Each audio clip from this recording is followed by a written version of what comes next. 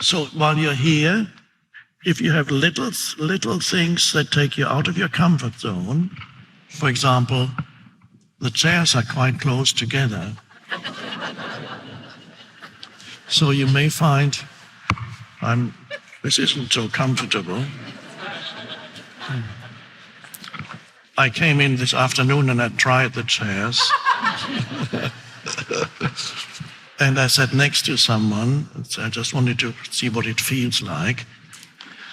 And it could take you just a little bit out of your comfort zone. And you could say, I wish I had more space, but you don't. And here you can start with little things like that. That's just what is in the present moment. If your mind comments on it and says, this isn't how it should be, then you can see that ultimately is what takes you out of the comfort zone. It's not the fact that there is not that much room on the left and your right, that the ultimate comfort zone is the physical. There's a physical element to it, yes, but there's a larger element to it that is mental, that is the mind. So in many, many situations, when you're taken out of your comfort zone, the physical element there may be some where the physical is very strong, but in many other situations, the physical element where something that's actually happening is not the main thing that takes you out of the comfort zone. It's the mind, the mental commentary about what's going on, that really brings about this state of frustration, of anger, of resentment, of complaining, of wanting to argue. And if you cannot tell the difference between what it is that causes your frustration and your unhappiness, is it the situation?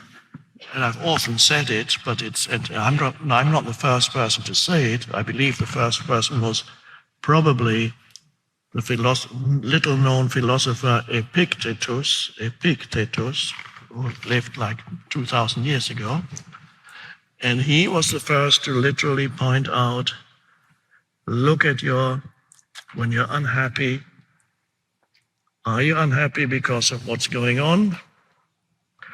Or are you unhappy because of what your mind is telling you about what's going on? And that is such a fundamental truth that even nowadays, millions on the planet have no idea of that, how powerful that realization could be to transform your life. This one realization that a large part of your happiness, the greater part of your happiness, is not caused by situations around you, or conditions, or even people. The greater part of your unhappiness is caused by a mental commentary about situations or other people or conditions that you find yourself in. If such a fundamental truth about the origin of unhappiness, such a fundamental truth, nobody teaches that at schools. That would be the most important thing for anybody to learn, and such a simple thing, because anybody can verify it in their own experience immediately. The moment they become upset, the moment you become unhappy, says, that's to do with my reaction, and my reaction is what my mind is commenting. What is it? And the confusion of mistaking your mental commentary for reality is a very serious mental illness. So you cannot say that here's the situation and here's what I'm saying about the situation. And then once you have a mental commentary, you experience emotions that reflect what your mind is saying. And then once this happens and you realize, then you realize the as the Buddha said, I teach suffering and the end of suffering, which means I show you how suffering arises and I show you how suffering can come to an end. He's talking about psychological suffering, which is a huge part, the greater part of human suffering. Really, all suffering is psychological. That is just pain, physical discomfort. That, of course, exists. Unhappiness is mind-made. So the little thing once you realize that, and this is something perhaps that you could tell your relatives or family members or friends who are not open to anything so-called spiritual. At some point, you might be able to mention something when they get upset. You have to be careful with how you do it. Choose the right moment, or you better to tell them what you realize. Don't tell them you should do this or you should do that. Give them a little story about what happened to you when you were getting upset about something and what you suddenly realized. And when you dropped your mental commentary about the situation was actually okay as it was. So little stories can sometimes be better than telling a person that they should change something that they are doing.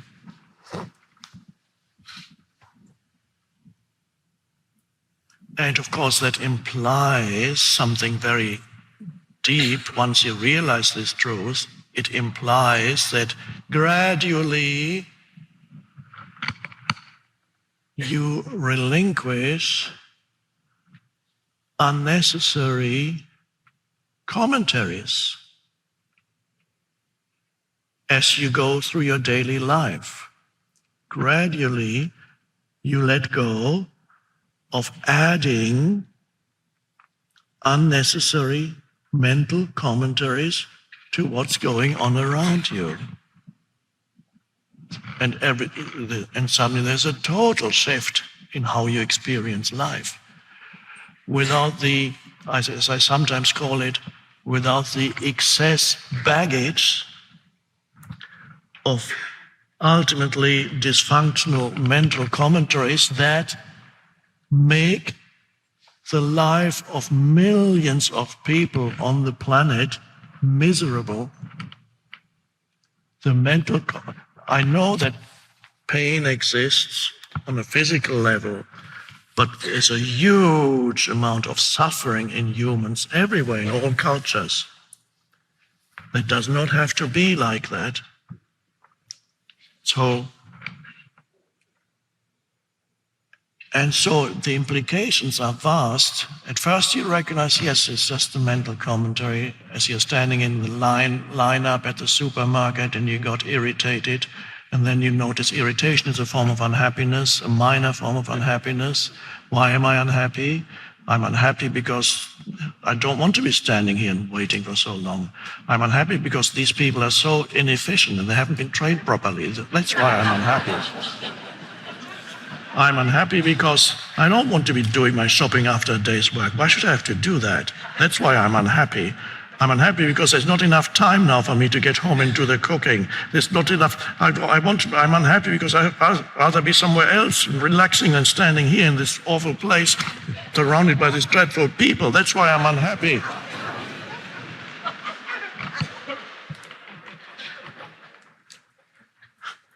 It all sounds so plausible.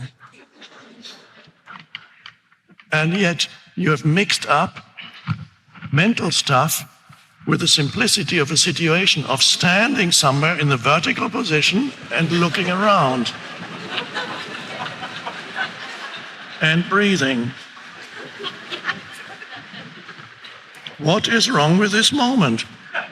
I'm standing here, I'm breathing, and I'm looking around at the people and the things and the stuff. It's full of good things that you can buy. You don't have to go out hunting and stuff like that. I'm looking at all this magnificence of stuff. What's wrong with? And I'm standing here and, okay, Oh, I wish I could stand here for a little longer.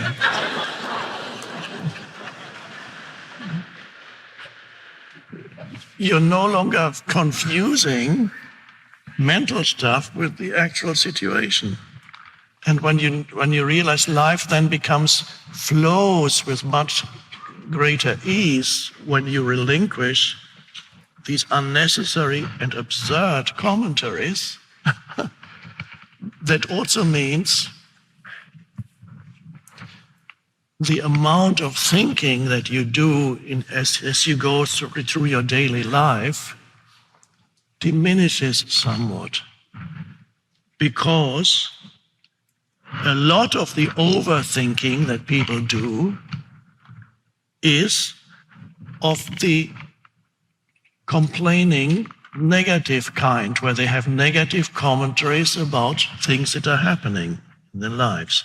That contributes an enormous amount to the overthinking that people do. Overthinking means an excessive amount of thinking that fulfills no purpose except to strengthen a false sense of self by strengthening the illusion of separation between yourself and the rest of the world, between yourself and others, but otherwise fulfills no useful purpose except to strengthen your ego and to make you more unhappy. And by making you more unhappy, strengthening your ego.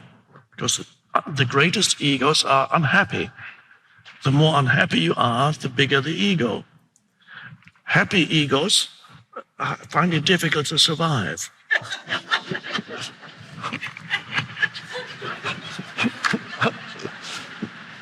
So the happiness in the presence of the ego, in the presence of happiness, feels threatened. And the ego, therefore, cannot tolerate happiness for very long. And if the ego is put in the unfortunate position where everything is so nice around for a little while that what possible cause could I have to be unhappy in this situation, it will come up with some mental stuff. It will project another situation that's going to happen, that's going to make me unhappy. Or it will project an end to this situation. It might project even just a story in your mind where you're arguing with somebody. And so it will always find the unhappiness that it needs to survive.